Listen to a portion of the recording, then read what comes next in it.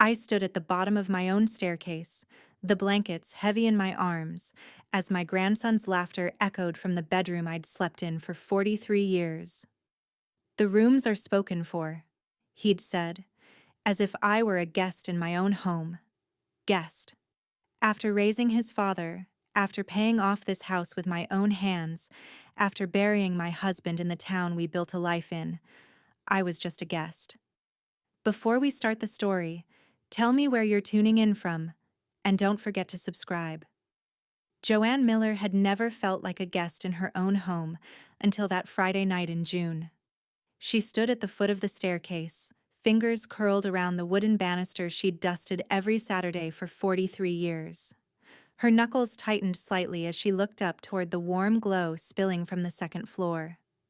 Laughter echoed faintly, young, careless, full of lives that had never been bent by loss or disappointment. Tyler's voice cut through the air as he jogged down the steps.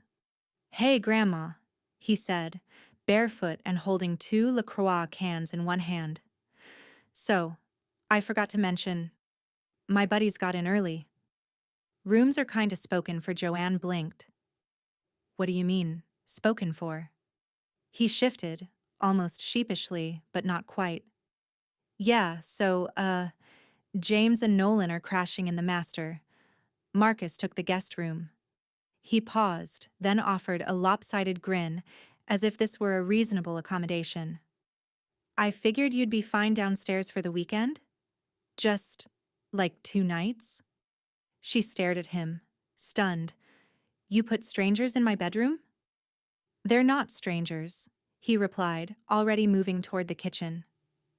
"They're practically family." She stood there for a beat longer, feeling something tighten in her chest. Not quite anger. Not yet. Something more fragile, like a fine crack across porcelain. Moments later, he returned, tossing a stack of folded blankets into her arms. "There's a pillow in the laundry room. Oh, and if you want a snack or anything, grab it now. We're ordering wings later, but it might get loud upstairs." Joanne didn't speak. She just nodded once and walked down the basement stairs with the slow, practiced steps of someone descending into their own humiliation. The basement was cool, unfinished, and smelled faintly of damp concrete and old paint.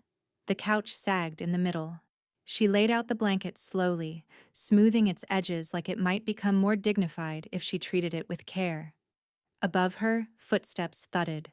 The beat of a speaker system pulsed through the floorboards. Someone shouted, and then laughter exploded. Deep, confident, unthinking laughter. She lay down, eyes open to the low ceiling, the blanket stiff against her skin. Her hip ached slightly. The basement light buzzed, faint and yellow. This house had been her whole life. She and Gerald had raised 3 children here, hosted Sunday dinners, repaired the roof after that freak hailstorm in Usire, 97, painted the kitchen 4 different colors before settling on sage green. Now, that kitchen was just upstairs, filled with loud voices and empty manners. Joanne reached for her phone. 1:57 a.m. She wasn't sad, she was clear. The kind of clarity that comes after years of being brushed off with a smile. She opened her messages and typed a single line. "Can you list the house tomorrow?" She hit send before she could overthink it. Her finger hovered for a second longer. Above her, the sound of a bottle breaking. More laughter. One of the boys yelled, "Who cares?" "It's not ours." Joanne turned off the light. She didn't cry, didn't even blink hard. But in that dark, still room, one level below her own bed, her own kitchen, her own memories, something inside her shifted. Not just the decision to sell, the decision to never be beneath anyone again. Frank Alvarez wasn't the kind of man who slept through business. Even at 2:03 a.m., his reply was crisp. "We can have it listed by noon. You ready?" She stared at the glowing screen, thumb hovering, then typed, "Yes." No exclamation point. No explanation. Just yes. She sat up slowly, the basement blanket sliding off her lap. Her body ached, not from age, but from restraint. She moved like someone not wanting to wake ghosts. Barefoot, she climbed the stairs one deliberate step at a time. The hallway upstairs was dimly lit, warm with the stale scent of energy drinks, cologne, and the faint, acrid afterburn of weed. She didn't flinch. Her bedroom door was cracked open. Inside, a lanky stranger was passed out across her quilt. Her hand-stitched quilt. One foot dangling over the edge like he owned gravity. Another boy was face down on the floor, snoring through his mouth, a drool spot darkening her vintage rug. Joanne didn't step in. She didn't speak. She just looked and nodded to herself. In the hallway, the family portrait still hung above the stairs, the one from 2008. Tyler had braces then, and Joanne's late husband, Gerald, still had that full head of white hair. They all looked unfractured. She moved past it. In her study, the desk lamp clicked on with a soft tick. She sat, opened the bottom drawer, and slid out a leather folder she hadn't touched in years. The deed, the will, the old appraisal. Her fingers moved with methodical precision, as if she'd rehearsed this night long ago. A ping broke the silence. Another message from Frank. If we move fast, as is best. Good buyers won't care about the wallpaper or carpet. They'll want the bones. Joanne looked around. The house did have good bones, but bones meant nothing if the heart was treated like clutter. She sent a thumbs-up emoji. The first time she'd ever used one. The next hour passed quietly. The only sounds, the faint buzz of her scanner, the occasional muffled cough from upstairs, and the low whir of the ceiling fan above. Dawn began to seep through the windows, spilling soft gold across her desk. She leaned back, watching the final scan upload to Frank's email. The subject line read, "Documents for listing. Expedite." No goodbyes, no hesitation. Just before closing the laptop, Joanne paused and opened her contacts. Her lawyer's number was still pinned. She didn't call. Not yet. But she saved it to her home screen. A placeholder for power. She stood and stretched, rolling her shoulders like she was shedding something heavy. Her old robe slid off one shoulder. She pulled it tighter and made her way to the kitchen. By now, the house had fully exhaled into morning. The air smelled of stale beer, burnt microwave popcorn, and expensive hair product. The kitchen light flickered as she flipped the switch. Footsteps patted down behind her. Tyler's friends, James and the one she still hadn't been introduced to, shuffled in, hair a mess, shirtless, their voices low and hungover. "Yo, coffee?" one mumbled. They walked past her like she was drywall, opened her cabinets, used her French press. One let the screen door slam as he stepped outside barefoot, yawning. She stood by the sink, mug in hand, not drinking, just watching. The morning sun broke through the kitchen blinds in soft golden stripes. Joanne stood at the counter in her robe, kettle hissing behind her, pen already in hand. Outside, a car pulled into the driveway. Right on time. She opened the door before he could knock. Frank Alvarez, crisp in a polo and jeans, held a leather binder in one hand and a coffee thermos in the other. His silver hair was slicked back, sunglasses pushed to the top of his head. "You weren't kidding," he said with a quiet smile, stepping in. Joanne offered a nod, nothing more. She gestured toward the kitchen table where 2 cups were already set out. One for coffee, one for business. Frank unzipped the binder and spread out the documents. Pocket listing, no open houses, no signs, no fuss. I've got 2 investors lined up. They buy quick, all cash. You'll have the funds wired before the weekend, if we play it right. Joanne didn't hesitate. She picked up the pen, fingers steady, and signed the first page with a flourish that felt more like a signature to her past life than to a real estate deal. "Listing price?" she asked. Fair market, minus minor deductions for the carpet, paint, and age, Frank said. They'll flip it. They won't lowball. Good, she replied. Let them paint over the wine stain in the hallway. I always thought it looked like Italy. He chuckled. You sure you're ready for this? I slept next to the furnace last night, Frank. I'm beyond ready.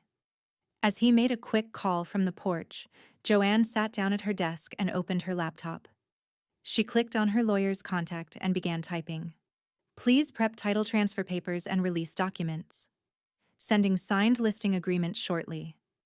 Expect cash offer today. She didn't include pleasantries. Her tone wasn't cold, just efficient, like someone who had spent a lifetime cleaning up after others and finally remembered what her time was worth. From upstairs, a muffled voice rang out. Grandma! You got any clean towels? Joanne didn't flinch. Her fingers kept typing. Another alert popped up. New message from her lawyer, confirming receipt and starting the paperwork. Grandma? Tyler's voice again, closer this time. Footsteps moved to the top of the stairs. Can you just toss some down? She clicked send, rose slowly, and returned to the table. Investor number 1 is already reviewing comps, Frank said as he re-entered, slipping his phone into his pocket. They like the location. Don't care about the kitchen. Want to walk through later today? What time? 4 o'clock. Joanne gave a short, satisfied nod. I'll be ready. She signed the last 2 pages and closed the binder with finality. The smell of coffee lingered in the air, mingling with hints of old lemon polish on the banister and something less pleasant, sweat and stale beer drifting down from the second floor. Frank sipped his coffee. You ever get used to it? He asked softly. To what? To not being angry. Just done. Joanne looked at him, eyes sharper than they'd been in years. You stop expecting apologies that never come. That's when the anger goes. What's left is clarity. He nodded, folding the paperwork back into the binder like he was sealing something sacred. Her phone buzzed again. Tyler. Still need towels, LOL. You alive down there? She silenced the phone, placed it screen down on the table, and looked out the window. The bird feeder Gerald had built was still hanging from the maple tree, swinging gently in the breeze. 2 cardinals landed side by side, red against the pale sky. A pair. Still showing up. Still together. She didn't cry. She didn't even blink. By 3 p.m., the downstairs was spotless. She'd vacuumed the hall rug twice and tucked away anything sentimental. Framed family photos, her late husband's cufflinks, a dish with a chip shaped like Ohio.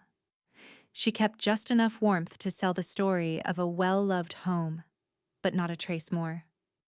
Upstairs, bass thumped softly through the floor. One of Tyler's friends had taken over the Bluetooth speaker, and someone laughed too loudly at something that wasn't that funny. Joanne straightened a cushion, exhaled slowly, and checked the wall clock. 3:55. The doorbell rang at exactly 4.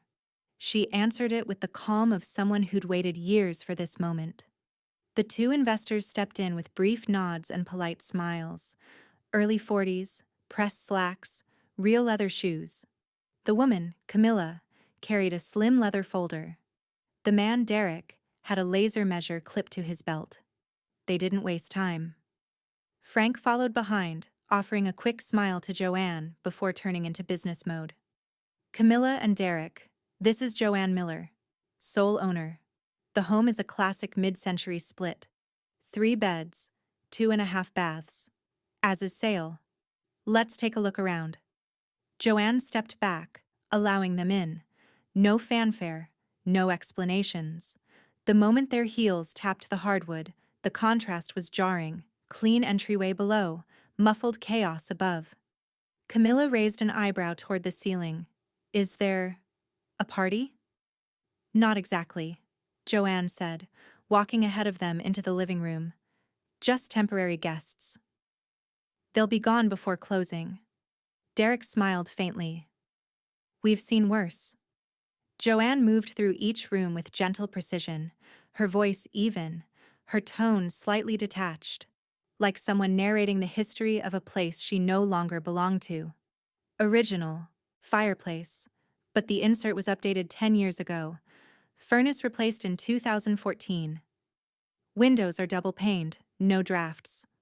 Frank handed Derek the disclosure sheet while Camilla ran her hand along the mantel. Upstairs, a door slammed, then laughter, then silence. Joanne didn't pause. She opened the hall closet and gestured to the clean water heater access. Utilities well maintained. Roof still under warranty for another 6 years. When they reached the kitchen, Camilla took out her phone and snapped a few photos. The layout's solid, she said. Open enough to knock out a wall, but cozy. Derek pointed the laser toward the dining room archway. 10-foot span here. Could easily open this up, footsteps thudded overhead. Then came the voice. Grandma? Hey, have you seen my... Tyler's socks hit the stairs before his eyes caught the strangers standing in the dining room. He froze halfway down, shirt wrinkled, hair askew. A Red Bull in one hand. Who are... Frank stepped in quickly. Afternoon. We're just wrapping up. Tyler looked at Joanne, confused. You didn't say anything about... I didn't need to, she replied smoothly. You said the house wasn't mine for the weekend. So I figured I'd make that official. He blinked, caught off guard. Wait. What? Joanne turned to Camilla. The backyard gets full sunlight by mid-afternoon. Perfect for a garden. They walked past Tyler as if he were just another misplaced piece of furniture. Camilla scribbled a note. Derek gave a satisfied nod. We'll want to do our due diligence, but it's what we're looking for. Frank closed his folder. Good bones. Motivated seller. Fast close. Camilla reached out and shook Joanne's hand firmly. We'll take it. Frank's email was short and to the point. Full cash, 24-hour close. No contingencies. They're serious. Joanne stared at the message on her laptop, sunlight striping the hardwood floor beneath her chair. There was no ceremony, no dramatic music swelling in her ears, just a profound, almost terrifying calm. She clicked reply.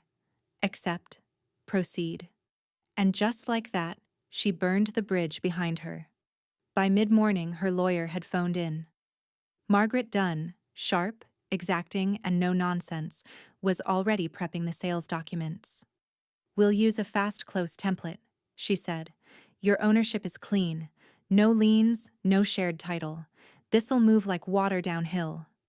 Joanne nodded, phone to her ear, eyes locked on a china hutch she hadn't opened in years. Inside, porcelain teacups, some chipped, most unused, sat like time capsules from a quieter era. Include a clause about vacating by Sunday, she said. I'll be gone before then, but it sets the boundary. Noted, Margaret replied. And congratulations, Joanne. You're doing this your way, Frank texted a half-hour later. Notary on call. Can swing by at 7 p.m. with final docs. We'll close tonight. Joanne set the phone down and walked upstairs without a word. In the hallway, Tyler's bedroom door was cracked open. Bass leaked through his headphones as he sprawled out, scrolling, one hand inside a bag of chips. He didn't even glance at her. Back in her bedroom, hers, for now, she opened the top drawer of her dresser and began pulling out keepsakes. One by one. She didn't pack angrily. She packed deliberately. Her hands moved like they knew what mattered and what didn't. A photo of Gerald from their wedding day, her mother's cameo brooch, the bundle of letters from her kids when they left for college, the things that had weight. She wrapped them in towels and placed them carefully in a box labeled Keep. By the time she made her second box, Donate, the house was quiet again. Tyler had left for the gym or a coffee run or something equally forgettable. At 6:45 p.m., she set the dining table with 3 mugs and a folder of printed documents. The air smelled faintly of lemon oil and coffee, fresh, clean, but not welcoming. Frank arrived with the notary, a soft-spoken woman in a charcoal blazer named Deirdre, who unpacked her stamp and ID scanner without a word. The pens clicked. The pages turned. Each signature Joanne gave felt like a pressure valve releasing, not just from her shoulders, but from decades of compromise. By 7:23 p.m., it was done. As Frank and Deirdre packed up, Joanne walked them to the door. "I'll start clearing out tomorrow," she said quietly. Frank gave her a firm, reassuring nod. "Take your time, but not too much." She smirked. "Don't worry, I'm efficient." He hesitated, then added, "You good, Joanne?" "I'm more than good," she replied, almost surprised at how true it felt. "I'm free." That night, as the house fell into silence again, Joanne sat on the edge of her bed holding her phone. The screen blinked once. New notification, incoming wire transfer. She opened the app. 6 figures, cleared, available. The entire home, its floors, its roof, its history, had turned into liquid power in her account. Down the hallway, Tyler called out casually, "Hey, Grandma! You still want to go grocery shopping this weekend?" "We're out of oat milk." Joanne looked toward the door, then back to the glowing screen. She didn't answer. She just turned out the light. The hum of the refrigerator was the only sound in the kitchen. No thudding bass, no shouting, no footsteps pounding overhead. Just the steady, mechanical rhythm of something that kept working, quietly, without complaint. Joanne sat at the table, coffee steaming in front of her, the ceramic warm against her palms. A single plate held half a grapefruit, its pink flesh catching the soft morning light spilling in through the blinds. It felt clean, lighter than the day before, like the air had been filtered.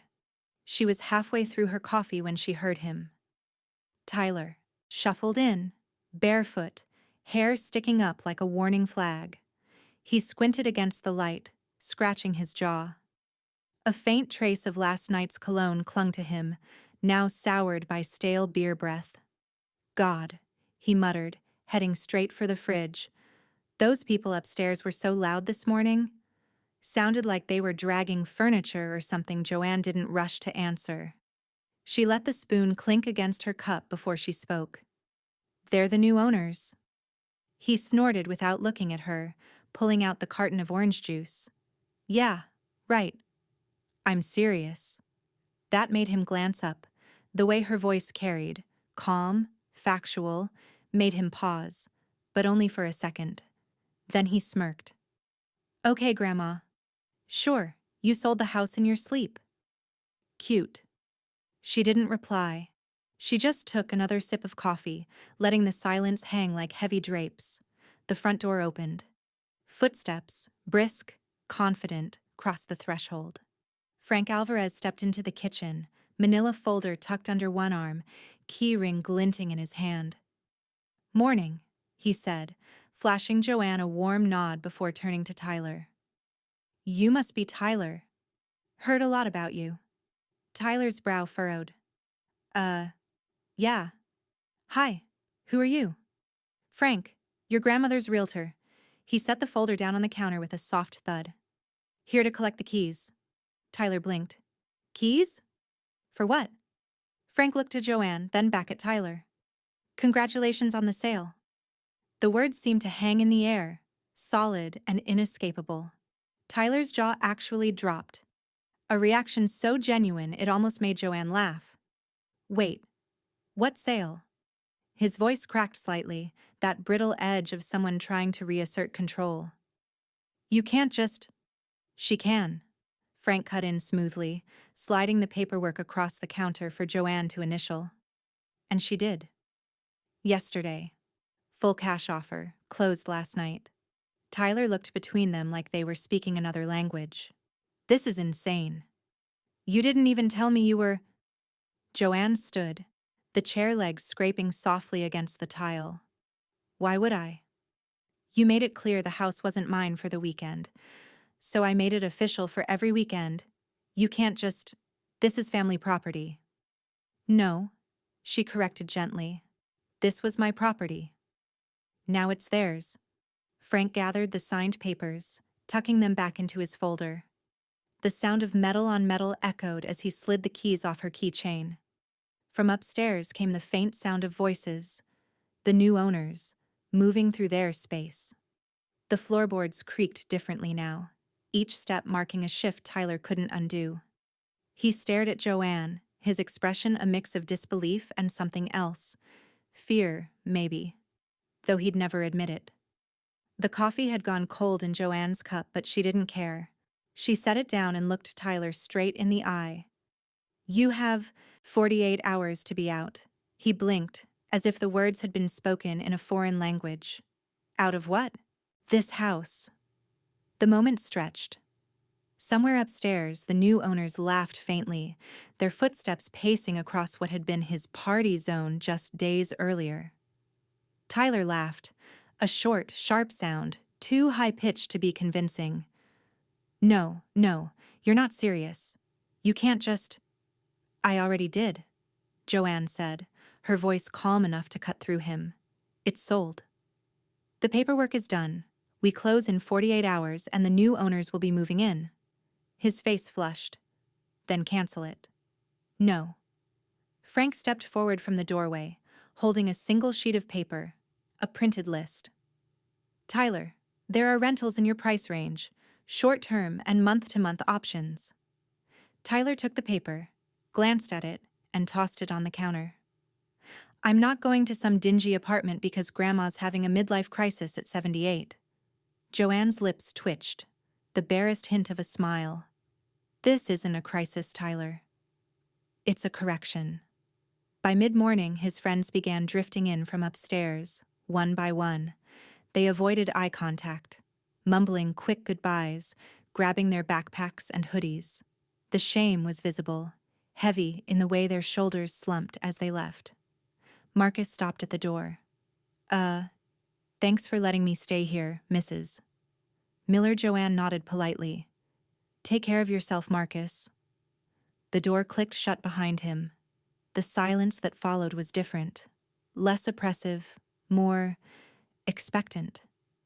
Joanne went to her room and began packing with the same steady hands she'd used to sign the deed away. Clothes were folded into neat stacks, jewelry wrapped in soft cloth. Framed photographs slipped into bubble wrap. The scent of cedar from her wardrobe filled the air. She moved without hesitation. Every sweater into the box was a piece of her reclaiming space. Every empty drawer was a step toward lightness. At 2 p.m., the movers arrived, 2 men in navy polos with Buckeye Moving stitched in white across their chests. They were polite, efficient, and blessedly quiet. Living room first? One asked. Joanne nodded. Yes. Everything except that box on the table. That comes with me. Tyler stood in the hallway, watching the furniture he'd sprawled across for Netflix marathons get lifted, wrapped, and carried out to the truck. This is insane, he muttered. You can't actually go through with this. Joanne didn't even look at him. Watch me. By evening, the living room was bare. The echo of footsteps sounded strange without the buffer of rugs and couches. The air smelled faintly of cardboard and dust. Tyler finally cornered her in the kitchen. You realize no one else in the family is going to be okay with this, right? Joanne was wiping down the counter, her motions slow and deliberate. The rest of the family doesn't live here. I do. Or did. And what I do with what's mine isn't a democracy. You can't do this to family, he said, his voice rising, frustration finally cracking through. She set the rag down, met his eyes without a flicker of doubt, and said, I just did. Tyler stared at her, searching for the weakness he could exploit, and found nothing. Outside, the moving truck's doors slammed shut. The clock had already started ticking on his last 48 hours. The key turned with a clean metallic click, no grind, no sticking like the old lock at the house. Joanne stepped inside her new condo and breathed in. It smelled faintly of lemon cleaner and fresh paint, with none of the layered sense of years and people. The furniture was soft, neutral, and already hers in a way the old place hadn't been for months. From the wide windows, downtown Columbus stretched out in quiet grids. Evening light bounced off glass towers, and far below, cars slid silently along the streets. She closed the door behind her, locking it with a crisp finality. The movers had carried in her labeled boxes earlier, tucking them neatly into corners without blocking the flow of the space. The absence of clutter was startling. No stacks of unopened mail, no half-empty energy drink cans, no footsteps overhead. She walked barefoot across the cool hardwood, her fingers trailing along the back of the couch, the polished dining table, the marble countertop. Her chest felt lighter with every step. That night, she ate dinner alone at the table, grilled salmon, steamed vegetables, a glass of white wine, and didn't hear a single voice interrupt her thoughts. No music shaking the walls, no slammed doors. Just the rhythmic hum of the refrigerator and the occasional whoosh of a bus passing outside. When she slid into bed later, the sheets smelled crisp, like they'd been dried in sunlight. She read for a while, the quiet so deep it felt almost physical, then turned off the lamp and fell asleep within minutes. Her dreams were simple. Walking along a coastline with Gerald, the salt air in her hair, no one else in sight. The next morning, she dialed Frank. "You made it," he said as soon as he picked up. "I did," Joanne replied, a small smile playing at her lips. "And Frank, thank you. For acting fast. For not asking twice. That's what friends are for," he said warmly. "Now, you ready for your next chapter?" "I think I am." She glanced at the empty wall opposite the windows, already imagining a framed map of places she wanted to go. "In fact, I'm going to start looking at train routes today. Maybe see some friends I haven't visited in years." By noon, she'd bookmarked half a dozen travel blogs and printed a list of Amtrak cross-country trips. She could see herself stepping off a train in Montana, in New Orleans, in Boston. She could see herself anywhere but in that basement. Her phone buzzed. "Tyler. Hey, I'm short on rent this month. Any chance you can help me out? Just until I get back on my feet?" She stared at the message for a long moment, her thumb hovering. Then she set the phone face down on the table without replying. Later, she sat on the balcony with a mug of tea, watching the sky shift from afternoon to a muted amber dusk. The air was clean, with only the faintest smell of city rain on concrete. Her phone rang. She glanced at the caller ID, Margaret Dunn, attorney. She answered, keeping her voice even. "Hello, Margaret." Margaret's voice was crisp as ever. "Joanne, now that the sale is finalized, we should talk estate planning. Do you want to update your will?" Joanne swirled the tea in her cup, the steam curling against her cheek. Her gaze drifted over the city skyline, and she said slowly, "Yes, I think I do." The office was quiet enough that Joanne could hear the soft scratch of Margaret Dunn's fountain pen as she signed a document for another client down the hall. The smell of fresh coffee mixed with the faint tang of polished oak furniture. A framed diploma hung perfectly straight behind the desk, reflecting the afternoon sunlight. Margaret entered, closing the door behind her. "So," she began, sliding into the leather chair opposite Joanne. "You're ready to make the changes?" "I'm past ready," Joanne replied, folding her hands over her lap. "Let's remove Tyler entirely." Margaret's brows lifted slightly, not in surprise, but in recognition. "We can do that today. Where do you want the estate to go?" Joanne reached into her purse and produced a neatly folded page. 50% to the Columbus Community Food Bank, 25% to the Women's Shelter on Broad. The rest to establish a scholarship for trade school students. Kids who actually want to work? Margaret unfolded the paper, reading it over. "That's generous." Joanne's voice was calm, but there was steel beneath it. "It's purposeful. I've wasted enough time on people who think respect is optional, Margaret nodded, flipping through a file. We can also add a conduct clause for the remaining heirs. Any sign of disrespect or harassment, they're out. No exceptions. Do it, Joanne said. And make it airtight. Margaret smiled faintly. It already is. Joanne leaned forward, took the pen, and signed. The ink flowed smoothly, leaving behind a firm, looping signature she'd perfected over decades of bills, checks, and contracts. Except this time, it didn't feel like another piece of paperwork. It felt like a release.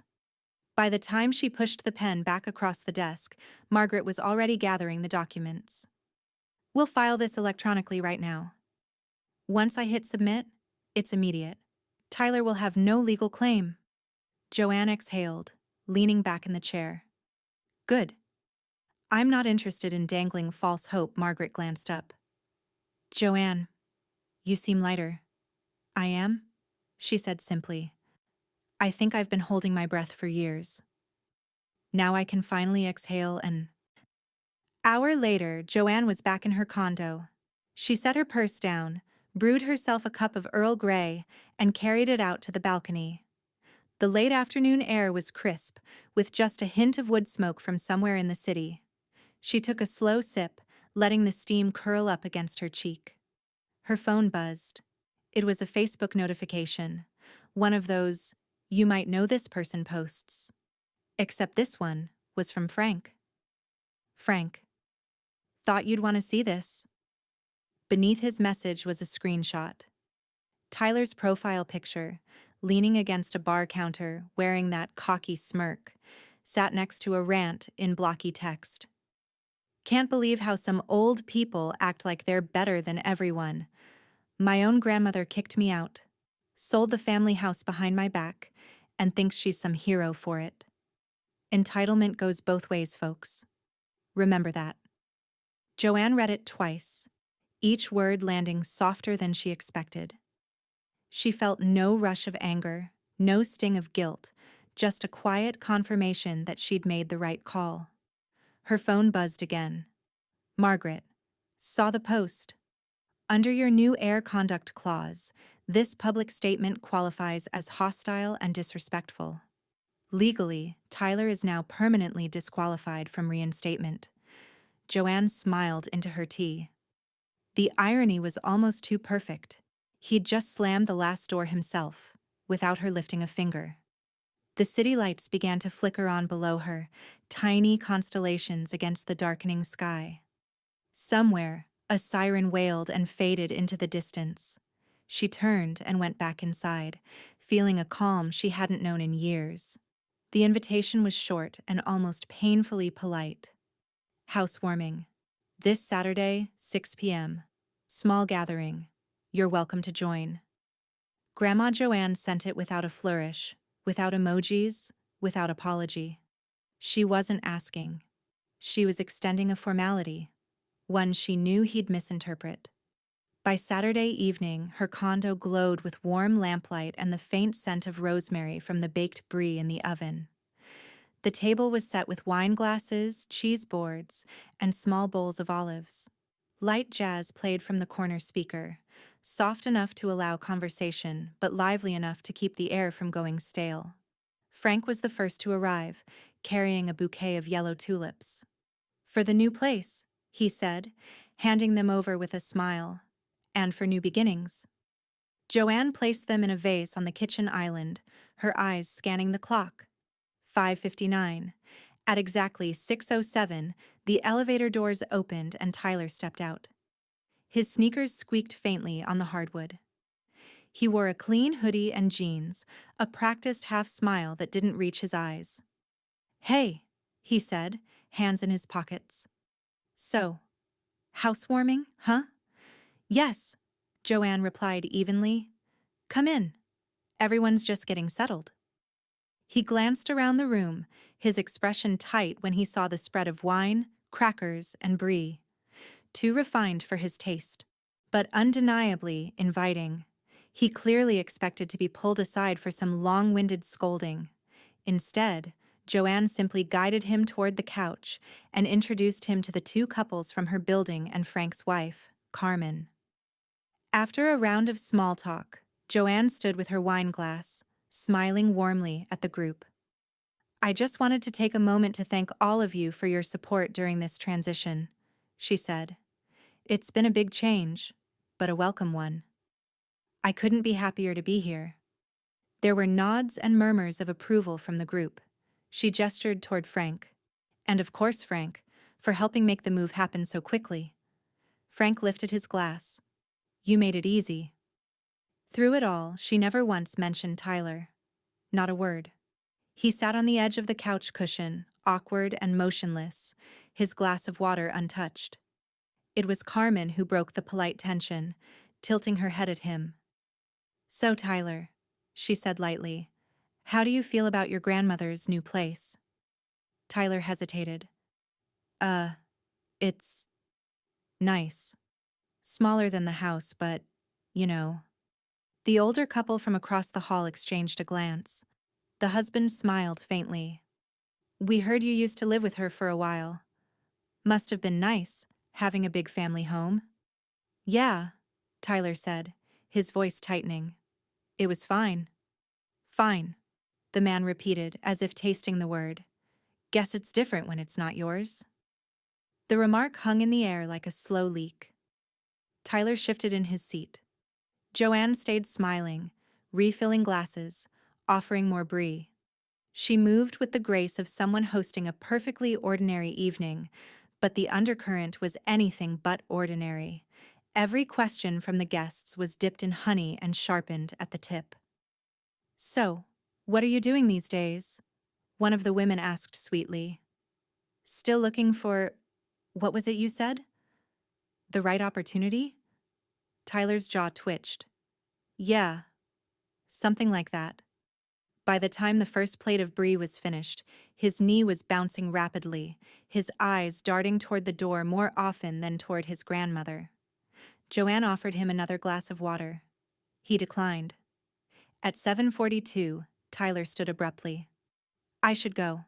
Already? Joanne said, her tone light, as if she didn't notice the strain in his voice. Yeah, he muttered, avoiding eye contact. Busy week ahead. The door clicked shut behind him. Joanne collected his untouched glass from the coffee table, still cool in her hand, and turned back to her guests with an easy smile. Now, she said, where were we? The train route shimmered on her laptop screen like a promise. Chicago to Seattle.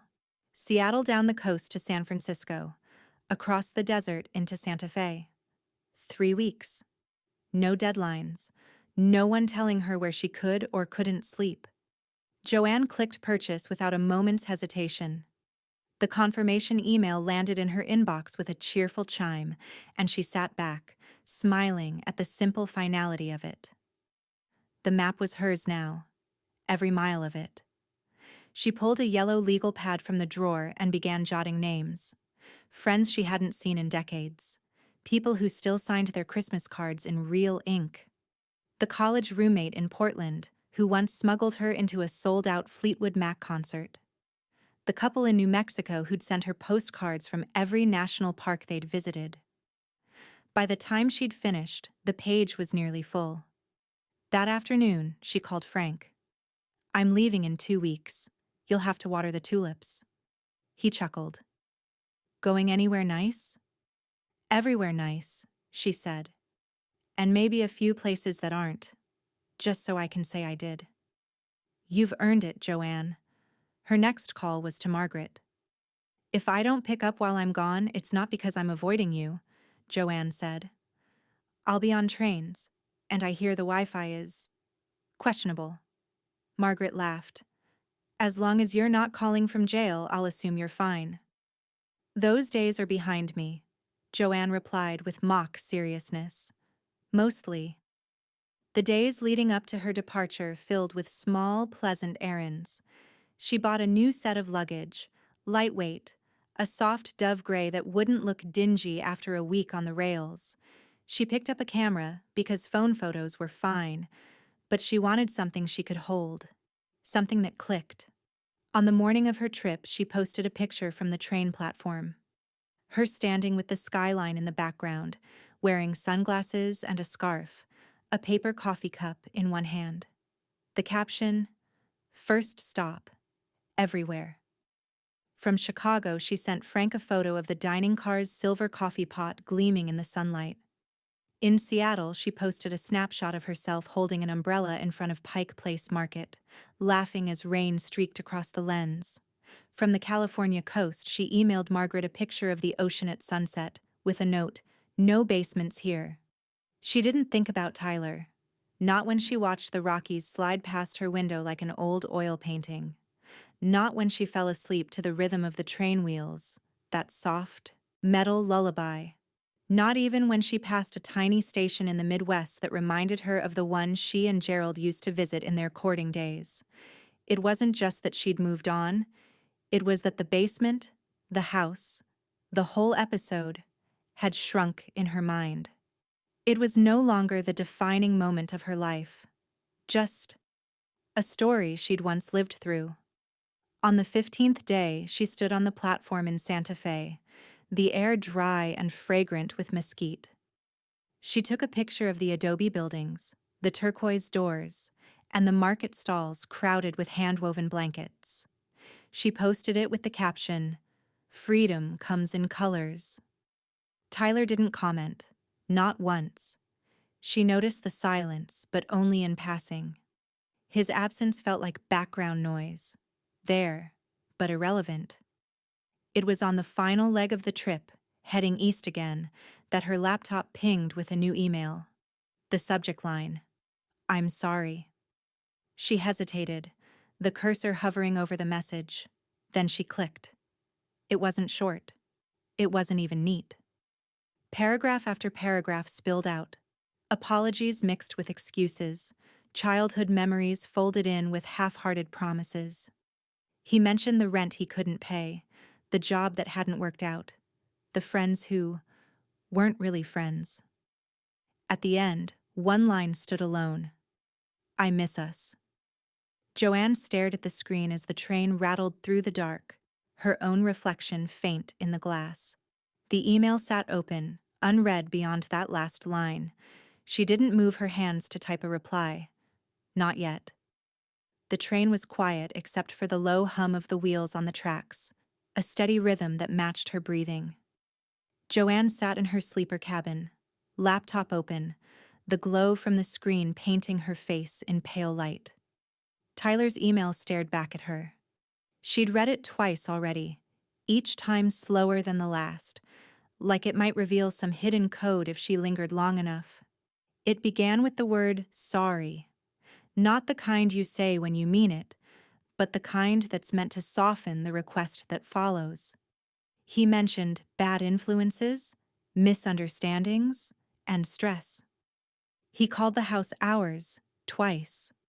Then, after 3 paragraphs of circling the real point, he landed on it. "I'm short on rent this month.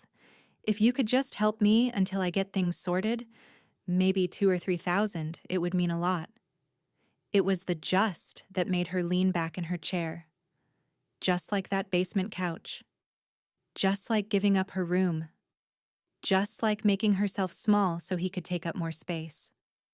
She clicked to the end. "I miss us." She didn't doubt he missed the version of us where she bent, where she said yes, where her comfort was negotiable. Her fingers hovered over the keyboard. She could type something short, distant, polite, or she could try to say all the things that had been building for years. But the truth was, there was nothing left to say. He'd shown her exactly who he was, and she'd already made her decision. She closed the email without replying, and then she deleted it. The moment felt clean, not triumphant, not bitter, just done. By the time she arrived back at her condo that evening, she was already thinking about her next trip. Maybe the Northeast in the fall. Maybe the South in spring. Maybe she'd skip the seasons altogether and go somewhere warm, somewhere by the water. She opened her laptop, this time not to read, but to plan. Train schedules, coastal Airbnbs, a list of places where no one knew her as someone's grandmother, just as Joanne. Her phone buzzed. Frank. Got something for you? He said when she answered. A condo just went on the market in your building. 1 floor down. Same square footage as yours. Perfect for renting out, and the price is good. She leaned back in her chair, picturing it. Steady income, more independence. Another step away from the life she'd left behind. Send me the listing, she said. You might want to move fast, Frank added. Units in this building don't last. The photos came through a minute later. Sunlit living room, updated kitchen, a balcony with nearly the same skyline view she loved. She imagined a tenant moving in, someone respectful, someone quiet, someone who'd never tell her to sleep in her own basement. It was almost too perfect. By 8 p.m., she'd emailed her lawyer to review the purchase contract. By 9:15, the papers were in her inbox. By 9:47, she had printed, signed, and scanned them back. The sound of the pen scratching across the final line was oddly satisfying, like closing a chapter she hadn't realized was still open. At 10:02 p.m., she hit send. The purchase agreement was gone from her desk and into Frank's hands. The condo wasn't hers yet, but in her mind, it was already part of her future. The pen felt lighter this time. No tremor in her hand, no breath held. Joanne signed the last page of the closing packet at Frank's office, the room sunlit and neat, the faint scent of copier ink drifting in from the hall. The notary slid the document toward her, and Joanne pressed the pen down, her signature looping with calm finality. Congratulations, the notary said, stamping, initialing, assembling. You own too. Frank grinned over the rim of his coffee. Welcome to the glamorous life of a landlord. Joanne lifted the new keys, their metallic clink satisfying. Respectful tenants only, she said lightly. No parties. No Bluetooth speakers. No guests who think linens are anonymous. Frank chuckled. I'll vet like a hawk. She tucked the keys into her purse and stood, a soft confidence settling over her shoulders like a shawl. She wasn't just moved. She was positioned. Back at the building, she rode the elevator down 1 floor and stepped into her new purchase. It smelled of fresh paint and possibility. Afternoon light streamed through the windows, catching dust motes that looked like glitter suspended in air. The balcony door opened with an obedient slide. A cool breeze drifted in, carrying the city's brew of coffee, car exhaust, and distant rain. She paced the rooms like a conductor listening for weak notes. Clean baseboards, quiet refrigerator, the gentle tick of a vent. She pictured a couple who read at night, a grad student who watered plants on Saturdays, someone who would feel grateful, not entitled. She wanted the kind of tenant who took their shoes off without being asked. Her phone buzzed. Frank again. Frank. Already have 2 strong applicants. Nurse on nights, teacher on days. References checked. Both spotless Joanne. Send the nurse first. Night shifts mean quieter mornings, Frank. On it. She smiled. Efficiency was a balm. The news found Tyler before she could not tell him. A mutual friend, one of those boys who'd slept in her bed without permission, posted a photo from a downtown bar. A clumsy boomerang of shot glasses tapping the table captioned, Ty's grandma is a real estate mogul now, haha. Joanne's phone lit up with an incoming call. Tyler. She watched it buzz until it stopped. Then it buzzed again. And again. 3 in a row. She let them pass, a tide she didn't have to fight. He switched to messages. You bought another place? So you do have money. Why didn't you help me when I asked? This is unbelievable. She set the phone face down and returned to the inspection list Frank had sent. Stove burners clicked. Dishwasher whirred. Closet doors glided on their tracks like well-trained dancers. Calm returned to her chest like a tide smoothing sand, Later that afternoon, she stopped by Margaret's office with a small box of macarons and a single question. Airtight? Joanne asked, settling into the familiar leather chair. Margaret smiled, amused by the dessert and the efficiency. Airtight, she confirmed. The charitable designations are filed. The conduct clause stands. His public post sealed his own exit. And with this new property, your assets are diversified and titled to make any challenge as useful as shouting into the wind. Good, Joanne said. I don't want a war. I want peace that doesn't need defending. Margaret's pen tapped once, a satisfied metronome. You have it. Outside, the city had softened at the edges, late sun throwing long shadows, a light breeze brushing leaves across the sidewalk. Joanne walked without hurry, savoring the warmth on her hands, the faint chatter from patio tables, the whisper of a bike passing behind her. A bus hissed to a stop. A barista called a name. A dog tugged its owner toward a patch of grass. She turned onto a smaller street lined with sycamores and paused to look into a shop window. Vintage maps, framed and blonde with age. One showed the rail lines cutting through the country like arteries. She thought of her trip. She thought of the basement. She thought of all the rooms in the world she would still choose before that one. Her phone buzzed again. She didn't check it.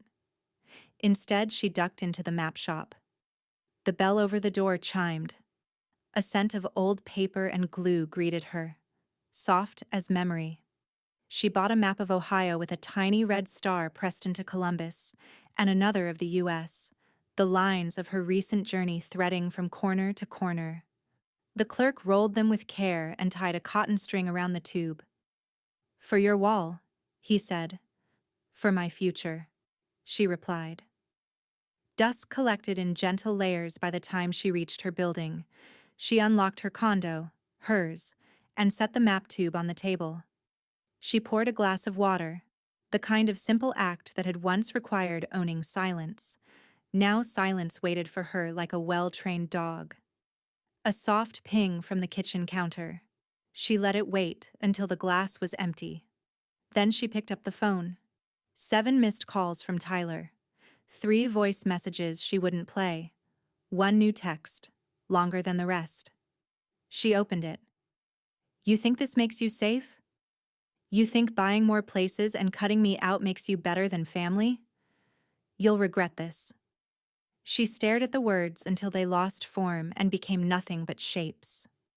She thought of keys, old ones, new ones, the ones she'd handed over, the ones she carried now. Keys kept people out, but they also let you in. She deleted the thread.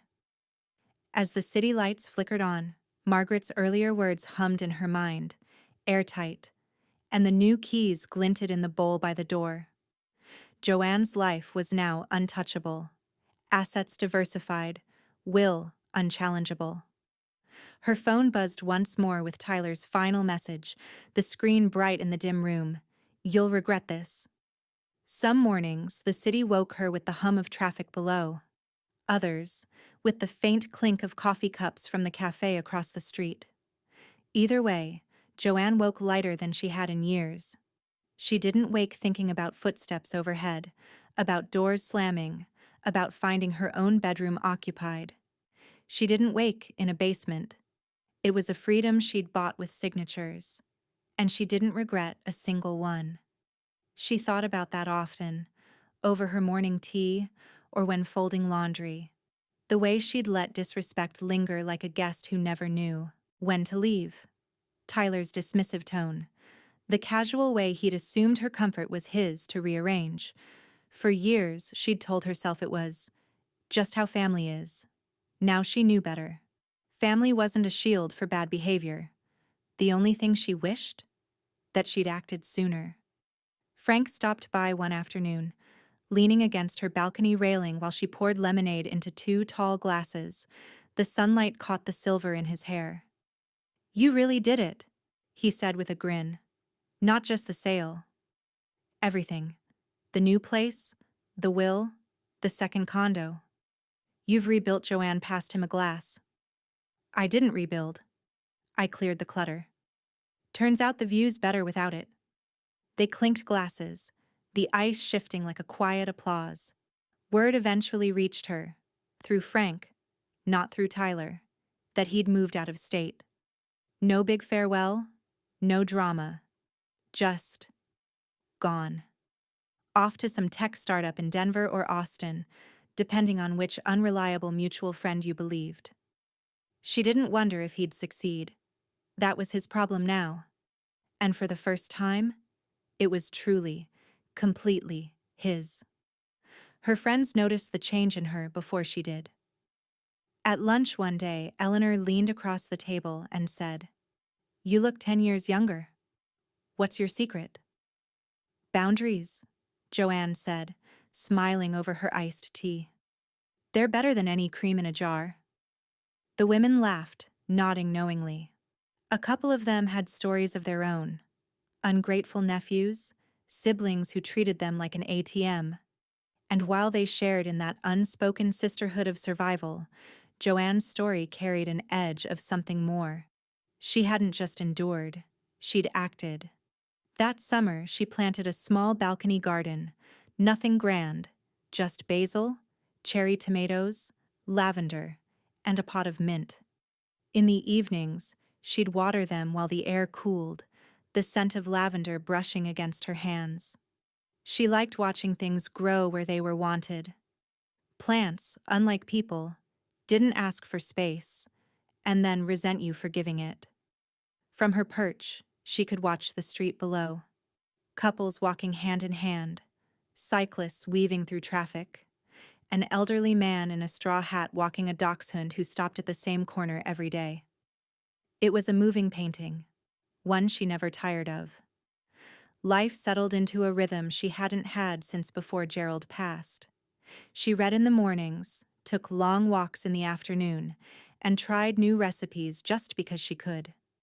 Evenings brought quiet dinners and the satisfaction of knowing she was fully in charge of the space she lived in, and the people she allowed near it. One Friday night, she made herself a plate of pasta with her own basil, poured a glass of wine, and sat outside as the city softened into twilight. She thought about how far she'd come, not with nostalgia, but with certainty. No, she didn't regret any of it. It was on one of those evenings that Frank called. "Got a question?" "For you," he said, his tone warm but carrying that familiar glint of mischief. "Oh?" she replied, setting down her wine glass. "Think you're ready for one last big trip?" Joanne looked out over the balcony, the city lights flickering on one by one, her basil swaying in the evening breeze. A slow smile spread across her face. "Tell me more," she said. The first stamp in her new passport landed with a soft thunk, a square of blue ink spreading into the crisp page. By the time she reached her first hotel in Lisbon, the jet lag was heavy, but not heavy enough to dull the thrill. Her balcony overlooked cobblestone streets winding toward the Tagus River, the air alive with the scent of roasted chestnuts and the distant strum of a guitar. She unpacked only what she needed for the night: one dress, her journal, and the small leather pouch holding the keys to her life back home. The rest stayed zipped, ready for the next train, the next flight, the next open door. Over the next 6 weeks, she moved like someone making up for lost years. In Seville, she toured a Moorish palace, running her fingers along cool tiled walls older than her entire family line. In Rome, she leaned on a marble balustrade and watched the Tiber slide past, the sunlight catching on water like melted gold. In Vienna, she stayed in a grand hotel with chandeliers the size of her old dining room, ordering breakfast to her room just because she could. Everywhere she went, she sent postcards, not just to Frank and Margaret, but to old friends scattered across the years. The notes were short but warm. "Thinking of you in Florence. This street cafe reminds me of us. Wish you could see this view." She laughed more now. Not the polite kind she'd learned to offer at other people's jokes, but the unguarded kind that came from the belly. She laughed when her umbrella flipped inside out in a Paris windstorm, when a waiter in Madrid insisted she try something off-menu that turned out to be the best meal of her trip, when she got lost in Prague and ended up dancing in a plaza with strangers. There was no bitterness in it, just light. One morning in a hotel in Bordeaux, she sat by the window with her coffee when her phone pinged. An email from Frank. The subject line: "Thought you'd enjoy this." The body of the email was short. The new owners renovated the basement into a wine cellar. Below it was a photo: polished wood racks where the sagging couch had been, rows of bottles lit by warm sconces, a small tasting table in the center. Joanne stared at the image, the corners of her mouth curling upward. Of course. The same room where she'd been sent with a blanket and a pillow now held vintage Bordeaux and champagne. A place of exile had become a place of celebration. Poetic, she murmured to herself, and closed the email. That night, she sat at her hotel desk and wrote in her travel journal. Her handwriting was slower now, more deliberate, as if each word needed to be savored. She described the way the Loire Valley vineyards looked in the late afternoon light, the way the sea air in Marseille curled her hair, the way she'd stopped thinking about the house, not just avoiding it in thought, but truly letting it dissolve into something small and far away. When she reached the bottom of the page, she paused. For a moment, she imagined herself stepping back into that old basement, lying on that couch, listening to the muffled laughter above her. And just as quickly, she let the image go. It had no pull anymore. She closed the journal, smoothed her hand over the cover, and placed it neatly on the table beside her passport. Outside, the city was alive with music and chatter, but inside the room, there was only peace. "I'll never sleep in a basement again, not even in memory,"